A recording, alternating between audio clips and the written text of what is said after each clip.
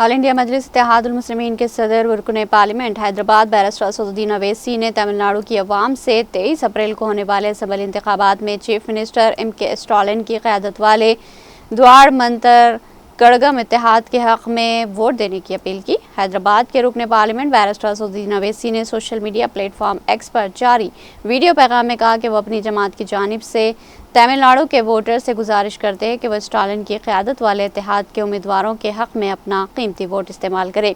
उन्होंने उम्मीद जाहिर की कि अवामी हिमायत से MK स्टालिन दोबारा इक़्तिदार में वापस आएंगे। बैरिस्टर असदुद्दीन ओवैसी ने मज़ीद कहा कि तमाम वोटर्स 23 अप्रैल को अपने हक़ राय दही का इस्तेमाल करें और इत्तेहाद के तमाम उम्मीदवारों को कामयाब बनाएं। वाज़ेह है कि तमिलनाडु के इंतखाबात में मुस्लिम वोटर्स पर तमाम सियासी जमातों की गहरी नज़र है। जनूबी हिंद की 5 रियासतों में मुसलमानों का खासा असर और रसूख है।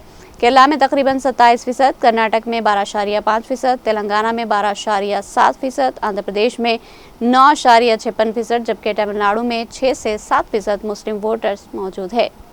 Assalamu alaikum, Wanakam.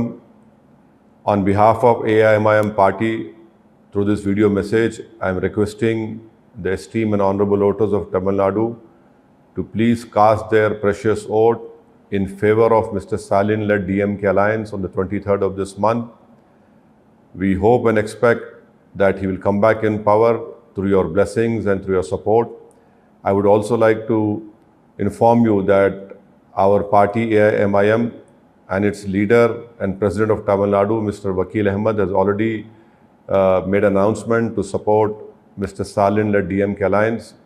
I once again request you to please cast your vote on 23rd of this month in favor of DMK-led alliance and especially in favor of the alliance candidate in Vaniambadi.